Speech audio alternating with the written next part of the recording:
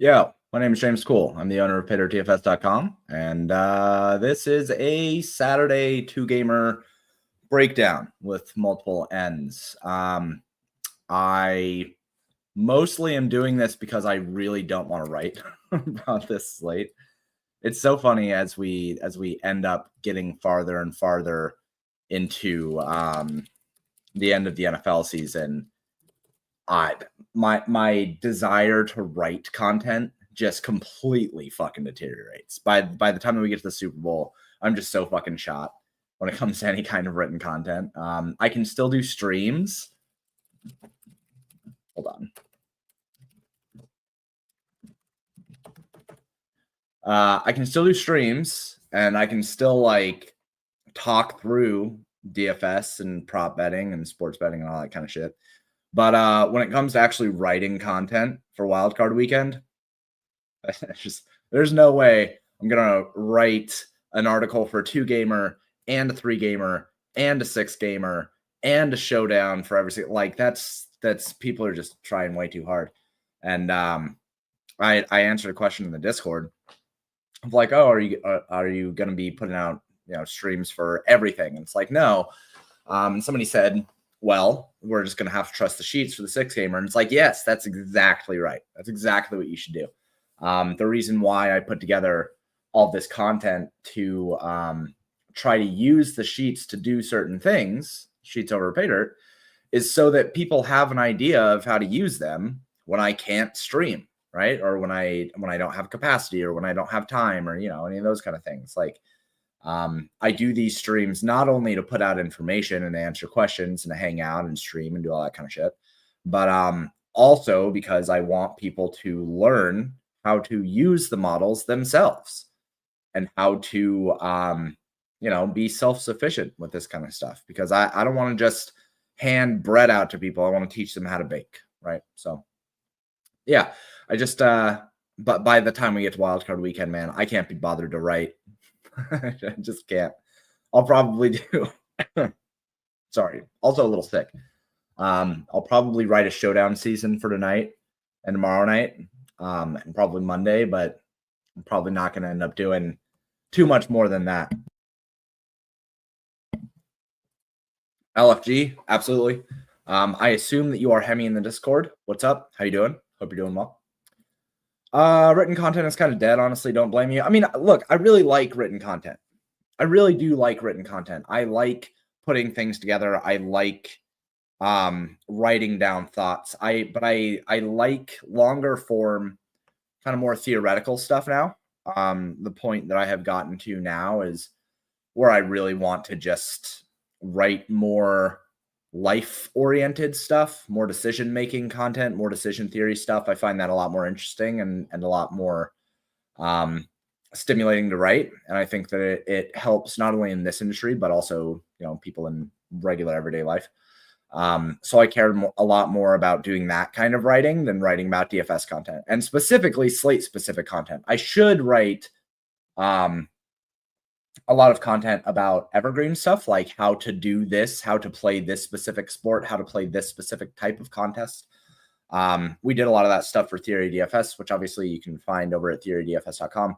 But that is not written. That's an audiobook form, right? I should write a whole course on that kind of stuff, on how to play different kind of things. But as far as slate-specific content, it's just, it has a short shelf life, and I don't find a lot of joy in it. The sweatshirt is James' first step towards an OnlyFans DFS account. I think that would be unironically awesome. Like an OnlyFans account that is based on DFS and sports betting, I think would be unironically fantastic. I think people would pay for it. I think it would be like a completely different audience than, well, probably not a completely different audience than the degens that I find on Twitter. But I think it would be an expanded audience. I think it would be interesting. I think an OnlyFans with DFS and sports betting content would actually be awesome. I swear I'm going to get to the content here in a sec. Still learning tools, to be honest, but your showdown seasons are legit. I took down the menu with that Tim Patrick call. Paying for the PayDirt subscription is definitely worth it. Abso-fucking-lutely it is.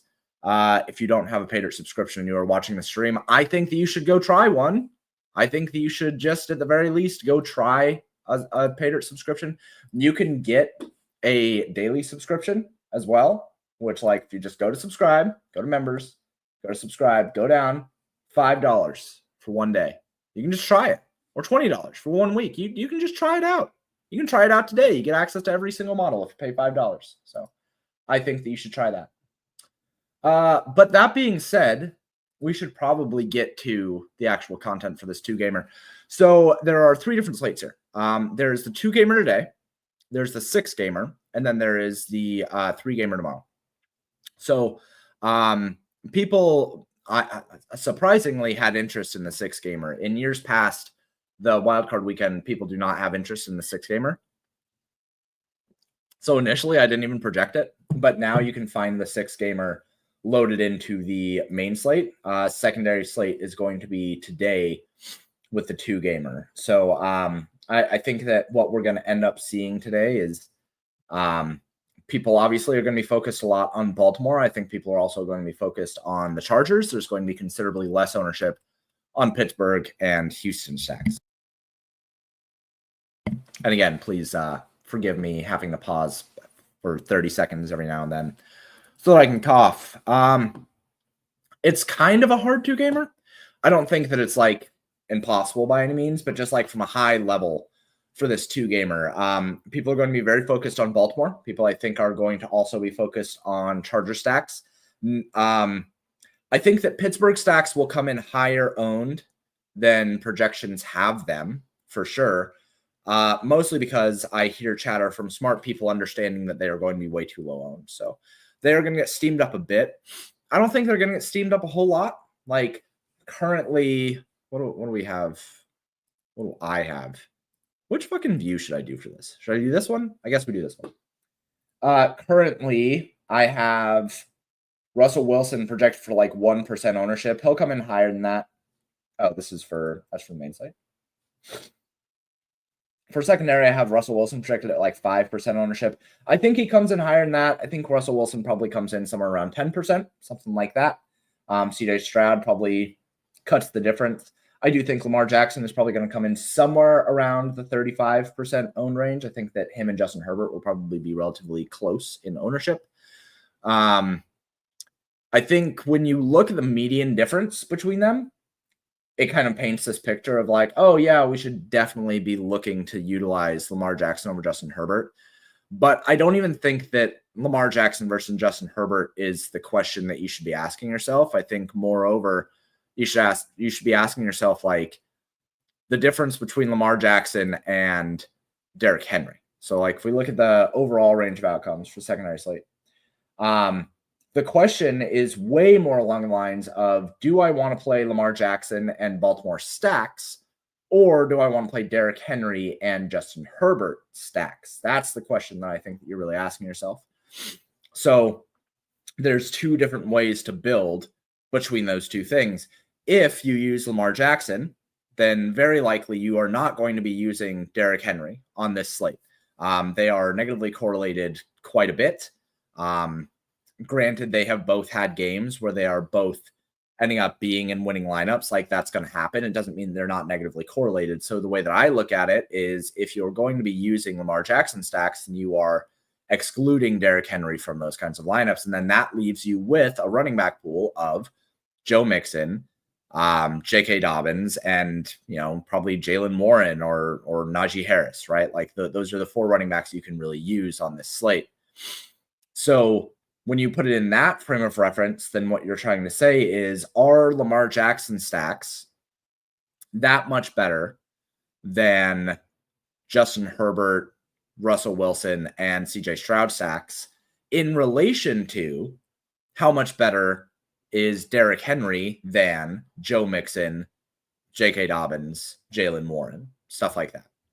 And I think that when you put it in that frame of reference, Derrick Henry is a much better play, in my opinion. The difference between Lamar Jackson and Justin Herbert upside stacks, right? I think when we look at ceilings for these guys, obviously Lamar Jackson is going to have the highest ceiling of any quarterback on the slate, but it's dependent on his rushing outcomes.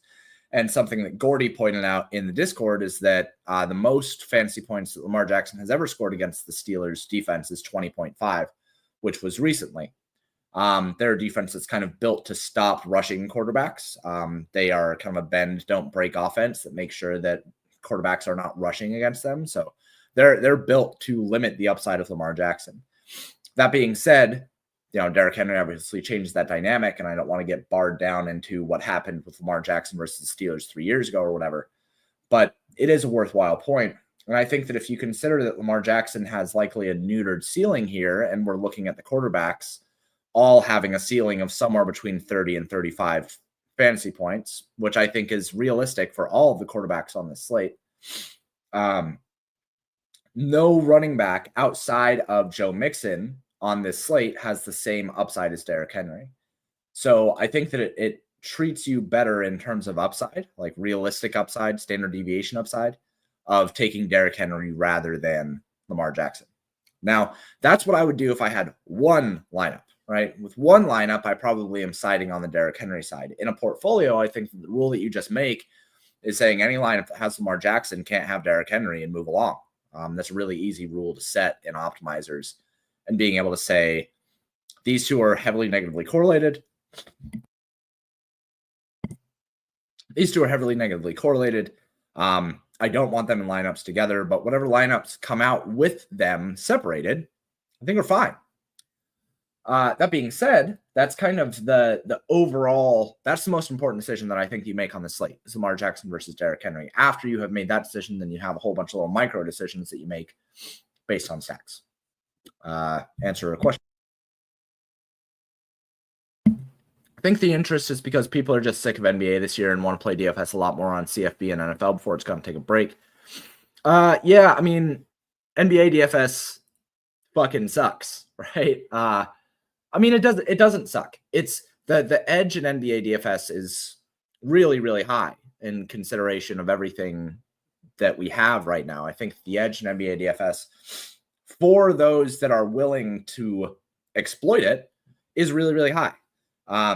In fact, I think that it's likely higher than it has ever been. But I don't want to fucking deal with it. Like I think most people do not want to deal with it right now. So for the most part, like people are looking to NFL. I think people are looking to NHL hockey. I think that people are looking to sports betting a lot. Like people would rather be putting down their action for NBA in terms of prop markets and bets. But I just don't think that people in the modern day of DFS are willing to exactly right. Like I don't want to live at my computer for 5 hours a night, and you don't have to. There's so many options now in terms of pick'em and sports betting and stuff like that that are just way less friction in terms of getting your action down and way less dedication throughout the night. I personally don't want to fucking deal with it, but there are people who do want to deal with it and do a very good job dealing with it. So I think that is, I don't think that there is less interest in NBA. I think that it is interest in NBA in different ways. Like for me, and with my Tails Marketplace stuff, which you can get over at the Tails Marketplace with OddShopper, you can find the pay dirt group there. I get all my action in at like 10 a.m. and then I'm done for the day. So if there are any props that pop up later on in the day, we have late scratches or whatever, like I'll hit those as well. But pretty much all of my NBA is done at 10 a.m. and then I don't have to worry about it for the rest of the night. So the only thing that I worry about is hedging if I have some things that I need to hedge. So it's just a more efficient way to deal with NBA. I don't think there's less interest in NBA. I just think that it's different interest.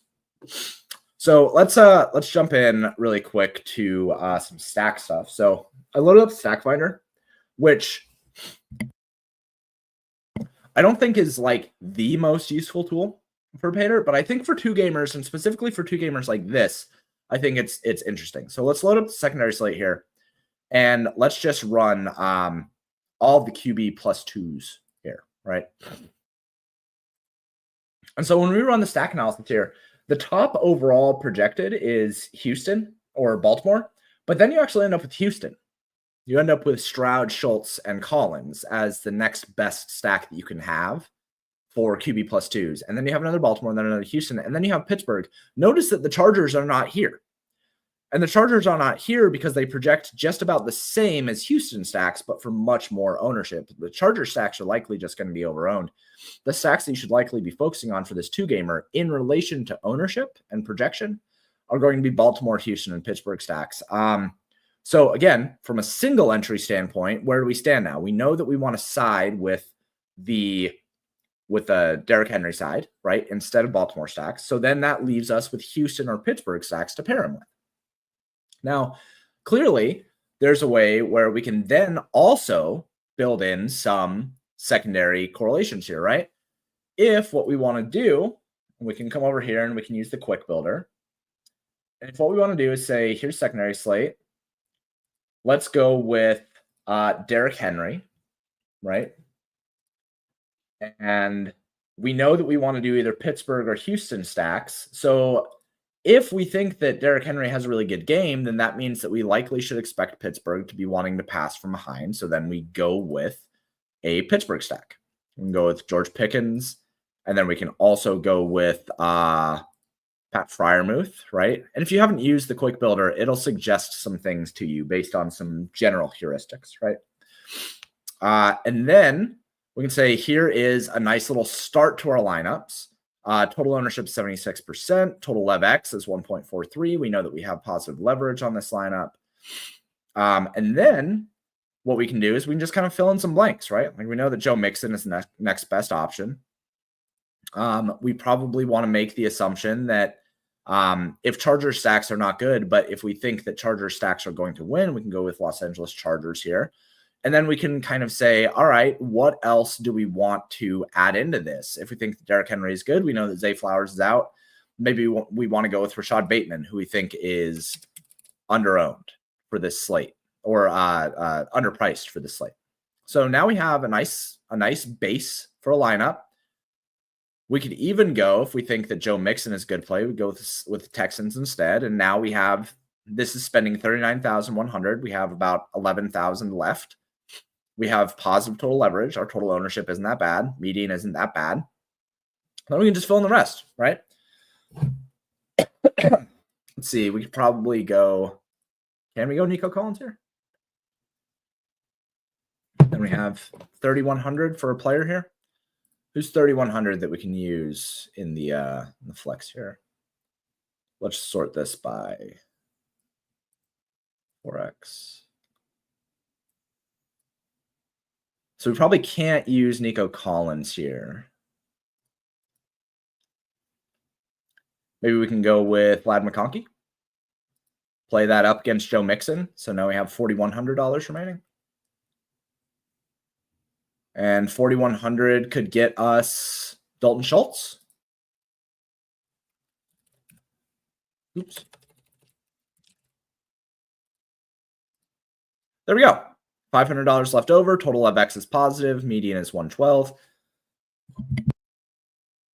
That's a totally viable lineup on this two-gamer. We have Derrick Henry against a Pittsburgh stack, which we can utilize based on the stack finder. We don't mind going with Pittsburgh stacks here. We have Joe Mixon with Houston Texans defense. We bring that back to Vlad McConkey. We have Dalton Schultz filled in with the flex, and we have Rashad Bateman as underpriced. This is a totally viable lineup. We can also, we just want to say fuck it and optimize a lineup here. Let's see what the optimal is. Lamar Jackson, Joe Mixon, Najee Harris, Nico Collins. So this one projects for 119. Remember the projection that we had on this one down here was something like 112. That's totally fine. Man, I'm dying. I'm going to have to cut the stream here pretty soon. Anyway, pretty good. Let's see. What's good, James? How you doing? I'm sick, so I'm dying a little bit. But even though I'm dying, I would still rather do a stream than write about it. Saturday only parlay of Andrews and McConkey anytime TDs. I'll take that. I think that's fine. Charger stacks. Yeah, I think that if you think Chargers are going to win, it's going to be through Vlad McConkey, probably. All right. I got like 5 minutes left to talk a little bit more about this. Let's go through the contest sims. So let's load in the secondary slate, reset the sim, and contest. If you guys have any questions, ask them now. I'm going to end the stream in about 4 minutes because I can barely talk anymore.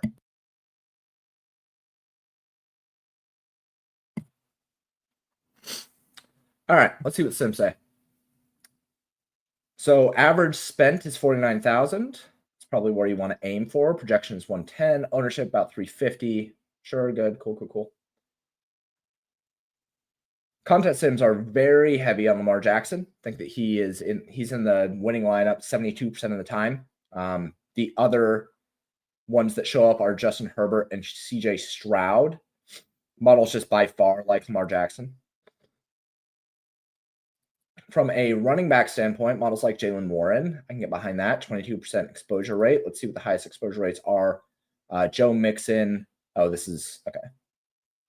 Highest exposure rates, Joe Mixon, Derrick Henry. So again, we can kind of have this conversation about Derrick Henry or Lamar Jackson. I think that's the most important point on the slate. And then J.K. Dobbins and Jalen Warren. So the contest sims like Jalen Warren at 10% owned. I think that he's a positive leverage play. For wide receivers, highest exposure is Ladd McConkey and then Nico Collins. Quentin Johnson projected ownership is very, very high. Contest sims think that he's over-owned, but also a pretty good play at 47%. Models like George Pickens the most as the highest leverage player. That doesn't surprise me.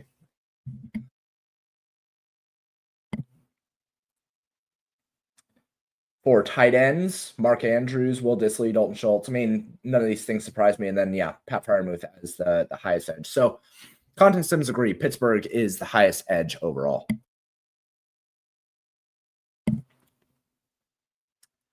All right. Is going under on Lamar a good thing? If you play Derrick Henry. If you don't have Lamar Jackson, you should have Derrick Henry. That's what I'll say about that. Lamar's coming in at 60% today when the card slip. Totally disagree with that. I don't think he does. I think that he very likely comes in. I think the most that he would come in is like 45% owned. I don't think that it's going to be higher than that.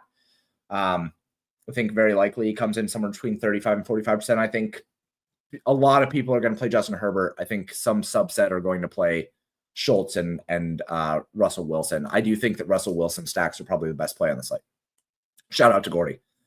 He's either going to take down the $20 with a Russell Wilson stack or lose all of his money. And that's the way that you should play Duke Gamer. All right. Anyway, like I said, I'm dying.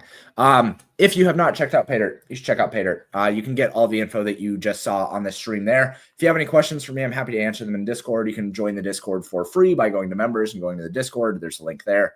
Yeah, anyway, if you have any questions, I hope that somebody ends up winning today. If it's not me, I hope that it's a Paydirt subscriber. If it's not a Paydirt subscriber, I hope they die. Anyway, have a good one, guys. I hope that everybody has a lot of fun, and I will talk to you guys on the other end.